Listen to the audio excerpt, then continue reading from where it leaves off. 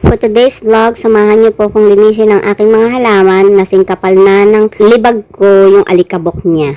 Karamihan sa mga halaman ko, snake plant kasi yung iba mga nangamatay na.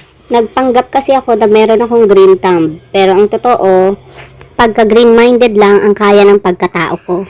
Isang buwan mula nang maiuwi ko sila, sinampal ako ng katotohanan na hindi pala magaan ang kamay ko. Unti-unti silang nanamlay, katulad ng relasyon nyo ng jowa mo na pilit mong binubuo. Maganda lang sa una, pero paasa pala. Kaya naubos ang mga halaman ko at snake plant na lang ang natira. Mga libagin pa. Parang yung tita mong mahilig mag-skincare, pero once in a blue moon lang maligo. Pero syempre hindi ko na ikakalat yon, baka pagkamalan pa akong marites.